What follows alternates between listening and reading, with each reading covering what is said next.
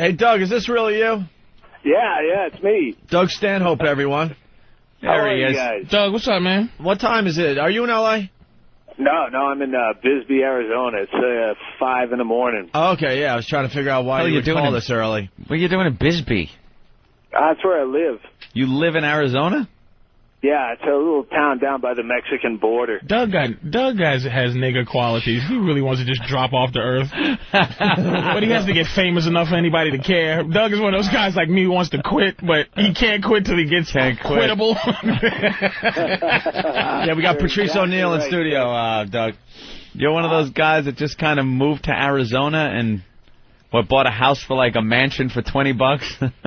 Yeah, basically, and it's right by the border, so when shit gets weird and FEMA starts putting people in camps for real, I can go the other way. And he could leave and go to Mexico. Jump the border south and, high-five the guys coming over for jobs. Joe Rogan's told some pretty wild stories about you, man. You guys have always been so cool to me. I keep getting emails out the ass. Go on O&A. They're big fans and blah, blah, blah. And I'm never in New York, so... So you said, what the hell, I'll call today?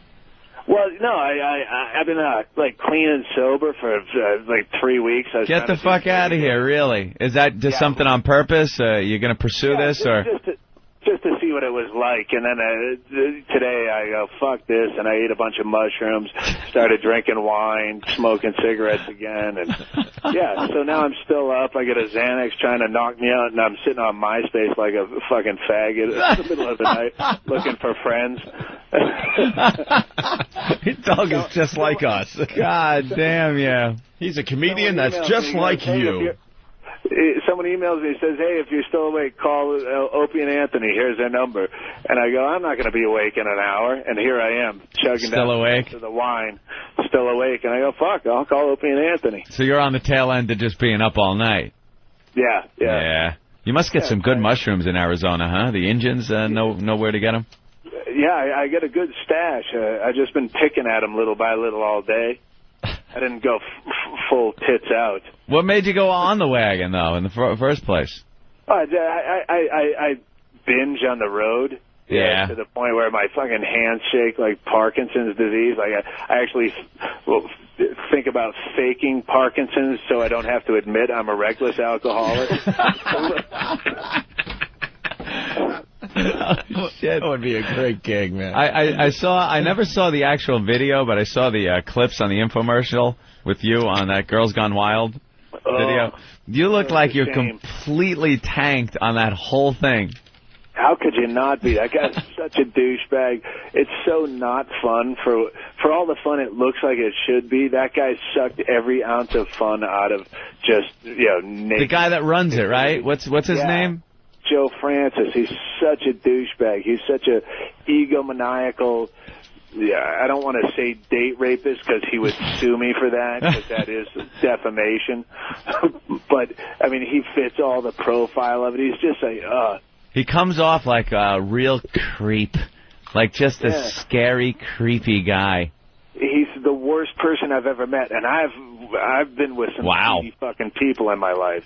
What's it like? Like it comes off like the chicks are all into it, and everything's like fine, like you said, like fun and everything. But isn't there a lot of like coercion going on with these girls? And well, with him, if he's there, there's a coercion of a different sense. He doesn't give a shit about the business. He's there for his own personal amusement, just getting laid. Just horribly degrading. Like everything you would think a porn magnet is, he's that guy. Yeah. Like just really seedy.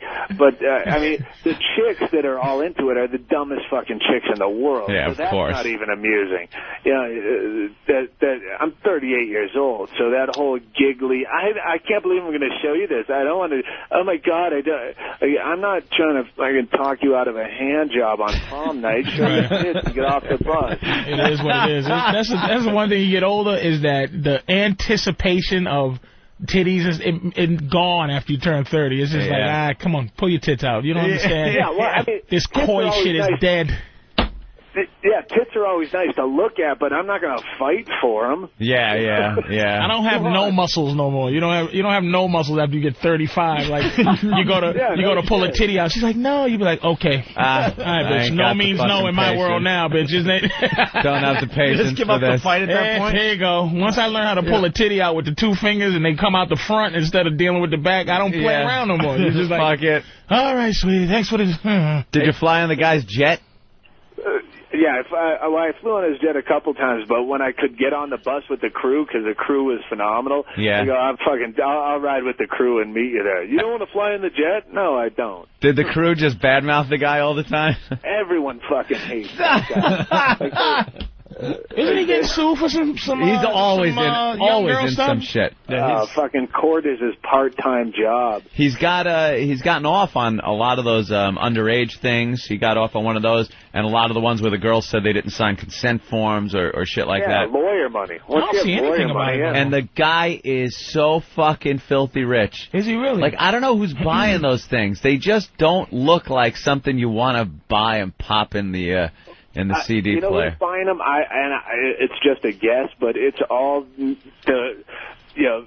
people who the Christian right in the middle of this country that you assume doesn't really exist in that many numbers. But once he got it on TV and made porn okay, like that was his brilliance, was making porn. That's the only even pseudo porn that they sell on television. Yeah, and it was it got pretty heavy duty. What they show in the infomercials, one thing, but there's pussy in there, right?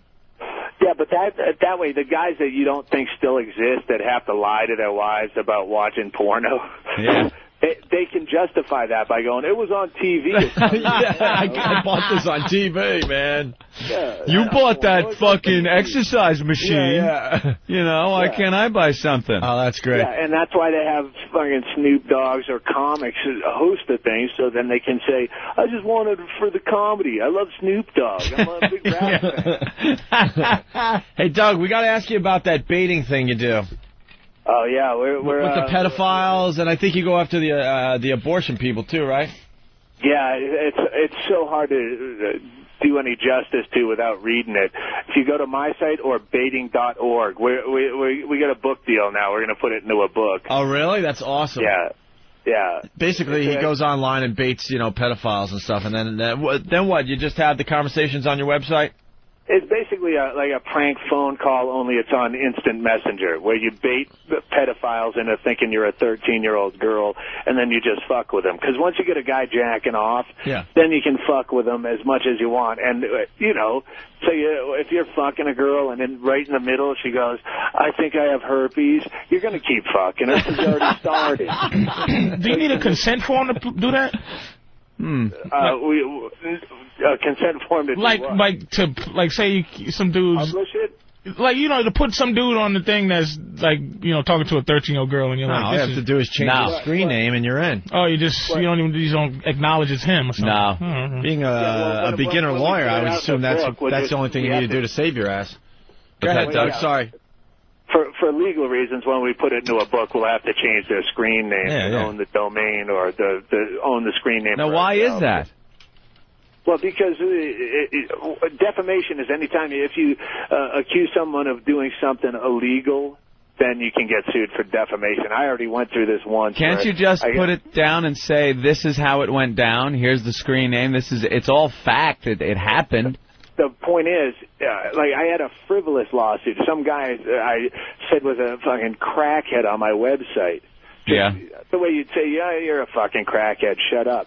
But because I said crackhead, that insinuates he's doing something illegal, where he sued me for, whatever, a fucking $250,000. And it got thrown out because it was frivolous, but it cost me $10,000 in legal fees to get it thrown out. That's the whole justice system is so fucked like that. Isn't crackhead like you could call someone crackhead in the same way you would a douchebag, and he wouldn't say, I'm not a actual douchebag? Like crackhead has become something you could just, someone's acting like a fucking lunatic. You say, this guy's a fucking crackhead. I don't clean out women's vaginas. Last time I was never there in a woman's pussy, cleansing with some kind of vinegar and water.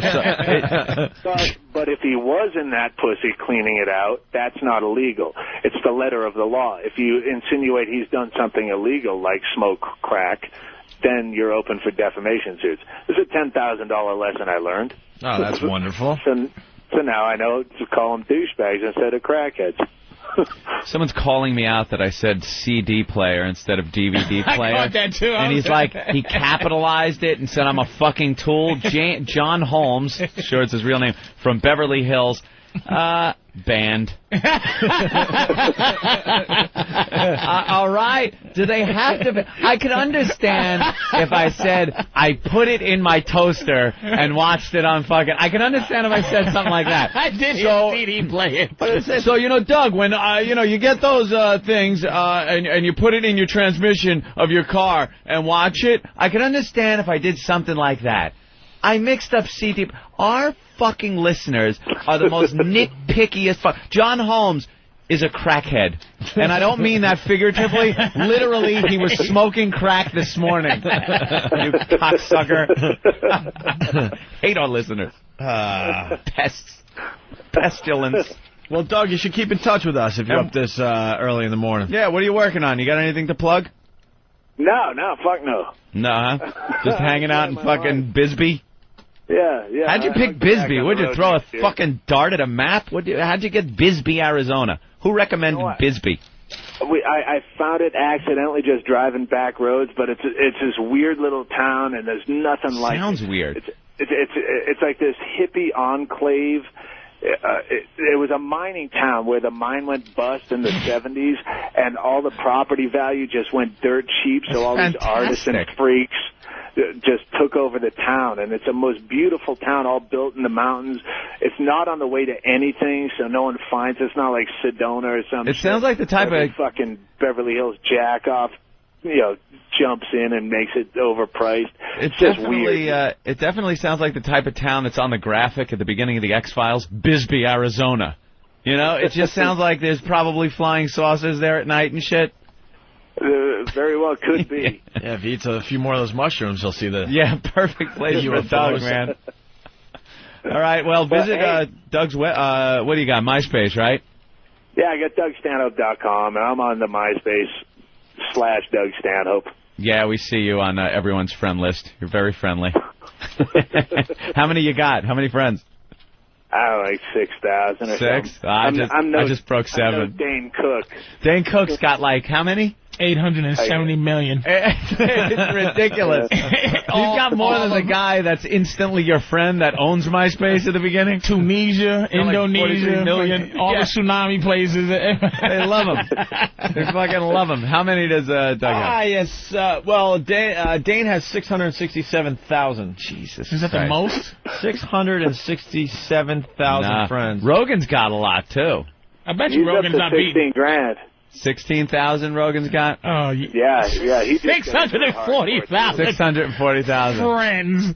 Friends. Yeah. Those aren't friends. As much as you want to down it, it's such a great form of marketing because, since the whole FCC bullshit went down, I'd go on the road, I'd do 6 or 7 stations, and then the FCC thing went down, and now I'm down to 1 or 2 in a market, and one of them's pre-taped so you can cut out all the meat, and it's fucked. There's no way to get ahead if you're a comic of any substance. You know what Dane can do now, though? He could put out a bulletin to 680,000 people that he's got a gig, that he's got a fucking CD out, that he's got to be on SNL. It's unbelievable how many people you can get in touch with at one moment on this fucking MySpace. Right. Well, Doug, you got to keep in touch. We'll promote your gigs. Oh, cool. Thanks, man. If I ever get to that fucking horrible, horrible city, I'll come by and sit in. You know something? And if we ever come to Bisbee. You know something? We're reaching a lot of people now with this satellite radio, so... Oh, I know. And you can say whatever the fuck you want. Yeah, I just hate New York. I avoid it like the plague. I hate crowds. Why don't you like New York? You got a little agoraphobia there, Doug? Yeah, I'm like that. Fucking New York City's it's like last last-minute Christmas shopping 24 hours a day. I get all freaked out. My earth It's like that, yeah, 365 days a year. It's like last-minute Christmas shopping everywhere. Awful. But I'll be back. God hates me, so he'll send me back there. All right, Doug, we're going to give you a special number so you can call anytime, especially when you're up early, all right? Shoot it to my MySpace. Hold on the line. We're going to just hold on a couple seconds.